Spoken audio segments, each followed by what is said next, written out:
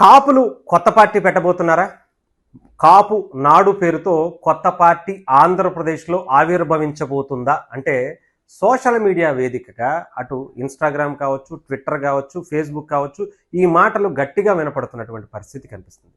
ఎందుకు అంటే పవన్ కళ్యాణ్ గారు కుండబద్దలు కొట్టినట్టు కాపు నాయకులను ఉద్దేశించి ఆయన చేసినటువంటి వ్యాఖ్యలు ఇప్పుడు ఆంధ్రప్రదేశ్లో ఉన్నటువంటి కాపు నాయకుల్లో తీవ్ర ఆగ్రహాన్ని తెప్పించినటువంటి పరిస్థితిగా చూడాలి. పేర్లు అయితే చెప్పను కానీ రీసెంట్గా కొంతమంది టార్గెట్ పవన్ కళ్యాణ్ గారిగా, జనసేన పార్టీగా చాలామంది అస్త్రాలు శస్త్రాలు ఉపయోగిస్తున్నటువంటి పరిస్థితి అందరికీ తెలిసిందే. అయితే దీని మీద పవన్ కళ్యాణ్ గారు డైరెక్ట్గానే, ఇండైరెక్ట్గా, ఇంకొకటంగా లేదంటే అనాలోచితంగా మాట్లాడినటువంటి మాటలు కూడా కాదు, డైరెక్ట్ పేర్లతో సహా పవన్ కళ్యాణ్ గారు నాకు మీరు అవసరం లేదయ్యా, ఏం చేసుకుంటారో చేసుకోండి, నా పార్టీని నేను ఎలా నడుపుకోవాలో నాకు తెలుసు అని చెప్పి చాలా క్లియర్గా చెప్పుకుంటూ వచ్చేసారు. అసలు మీరు చెప్పినట్టు నేనెందుకు నడవాలి, నా పార్టీ ఎందుకు నడపాలి అనేటువంటి భావనలో పవన్ కళ్యాణ్ గారు ఒక క్లారిటీ అయితే కాపు నాయకులకి ఇచ్చినటువంటి పరిస్థితి ఉంది. నేను అన్ని కులాల కోసం పార్టీ పెట్టా, ఒక కులం కోసం మాత్రమే నేను నాయకుడు అవ్వాలనుకోలేదు, పార్టీ పెట్టలేదు అని తెగేసి చెప్పేశారు. అంటే ఇక్కడ కాపులకి సంబంధించినటువంటి నాయకులను ఉద్దేశించి పవన్ కళ్యాణ్ గారు మాట్లాడినటువంటి మాటల గురించే ఇప్పుడు కాపు నాయకులు ఆగ్రహాన్ని తెప్పించింది అనాలి. డెఫినెట్గా కొంతమంది నాయకులు చాలా బలంగానే పనిచేశారు.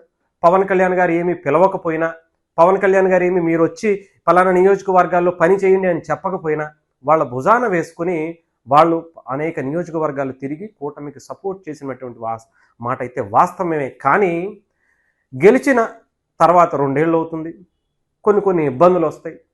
ఈ దాడులు అనేవి కాపులకి సంబంధించిన, కాపులకి కమ్మలకి మధ్య వచ్చేటువంటి ఆ రైవల్యూరీ ఇప్పుడైతే ఏం కాదు కదా, కొన్ని దశాబ్దాలుగా ఉన్నాయి. రంగా గారి గురించి కూడా పవన్ కళ్యాణ్ గారు చాలా క్లియర్గా చెప్పారు. రంగా గారు ఉన్నప్పుడు కనుక నిజంగా ఆయన్ని కాపాడుకోవడంలో కాపులు ముందుంటే ఈరోజు రంగా గారికి ఆ పరిస్థితి వచ్చేది కాదు. రంగా గారు చనిపోయిన తర్వాత ఆయన ఫోటోలు పెట్టుకున్న ఉపయోగం ఏంటి? రంగా గారు చనిపోయిన తర్వాత ఆయన మా నాయకుడు అని చెప్పి ఓన్ చేసుకోవడం వల్ల ఉపయోగమే ఉంది? కొంతమంది నాయకులు పేర్లే మార్చేసుకున్నారు, కాపు నాయకులు అని చెప్పి కాపులను ఏదో ఉద్ధరించేసినటువంటి వ్యక్తులు, నాయకులు అని చెప్పుకుంటున్నటువంటి వ్యక్తులు కూడా పవన్ కళ్యాణ్ గారిని ఓడిస్తే, ఇది సోకాళ్ళు కొంతమంది చెప్తున్నటువంటి పవన్ కళ్యాణ్ గారు కాపు నాయకుడు, ఆయన కాపు సీఎం అవ్వాలని కోరుకునేటువంటి వ్యక్తి మీద ఆయన ఓడిపోవాలని కోరుకుంటూ వాళ్ళ పేర్లే మార్చేసుకున్నటువంటి పరిస్థితి, కులాలనే మార్చేసుకోవాలనుకున్నటువంటి పరిస్థితి కనిపించింది అని పవన్ కళ్యాణ్ గారు ఘాటుగానే ఆయన ఎక్కుపెట్టినటువంటి పరిస్థితి అయితే కనిపించింది. అయితే దీని మీద కొంతమంది నాయకులు కూడా పవన్ కళ్యాణ్ గారికి ధీటుగా ఒక పార్టీని పెట్టాలి, దాని పేరు కాపునాడు అని పేరు పెట్టాలనేటువంటి ఆలోచనలో కూడా ఉన్నట్టుగా తెలుస్తుంది. మరొక ముద్రగడ గారుగా అవ్వాలనేటువంటి ప్రయత్నాలు కూడా కొంతమంది చేస్తున్నట్టుగా కూడా తెలుస్తుంది. పేర్లు మార్చుకుంటారా లేదంటే పార్టీలే పెడతారా అనేది పక్కన పెడితే ఈ పార్టీ ఎలా ఉండబోతుంది? ఈ పార్టీ ఓన్లీ కాపులు మాత్రమే పోటీ చేస్తారా? మిగతా కులాలు ఎవరిని కూడా దగ్గర తీసుకోరా? ముఖ్యంగా కాపులు మాత్రమే ఓటు వేయాలనేటువంటి నిబంధన ఏమైనా పెడతారా? పైగా అందరూ కూడా పక్కన ఉన్నటువంటి విజయ్ గారిని కంపేర్ చేస్తూ పవన్ కళ్యాణ్ గారి గురించి మాట్లాడారు. ఇప్పుడు కూడా అదే తరహాలో సింగిల్గా 175 నియోజకవర్గాల్లో కాపులతో మాత్రమే పోటీ చేస్తారా? మిగతా వాళ్ళ ఓట్లు మాకు వద్దు అని చెప్తారా? రాజకీయ పార్టీగా వెళ్ళేటువంటి పరిస్థితి ఆ దశగా వెళ్తున్నారా?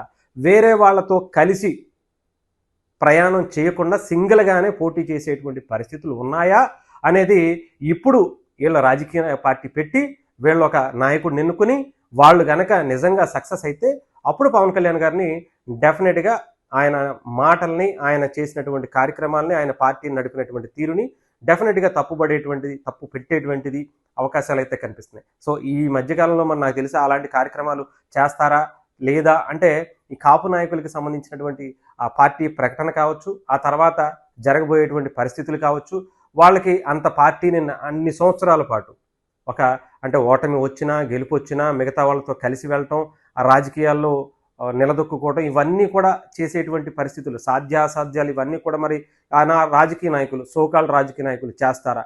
పైగా కొన్ని వందల కాపు కమ్యూనిటీకి సంబంధించినటువంటి సంఘాలు ఉన్నాయి, కొన్ని వందల మంది నాయకులు కూడా ఉన్నారు. వీళ్ళందరూ కూడా మిగతా పార్టీలను వదిలేసి, ఇంక్లూడింగ్ జనసేన పార్టీని కూడా వదిలేసి మరి ఆ పార్టీలో చేరతారా? అలాంటి ఒక తాటిపై వచ్చేటువంటి సత్తా నిజంగా కాపులకి, కాపు నాయకులకి ఉందా? జనాల గురించి వదిలేద్దాం, కాపు ప్రజానీకాన్ని గురించి వదిలేద్దాం, కాపు యువత గురించి వదిలేద్దాం.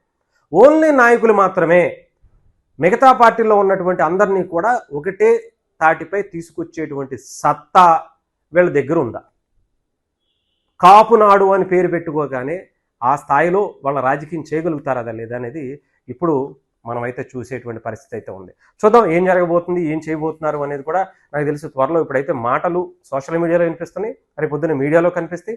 ఆ తర్వాత బయటకు వస్తే దాని గురించి వాళ్ళు మాట్లాడితే, దాని గురించి ప్రకటనలు చేస్తే అప్పుడు చూద్దాం.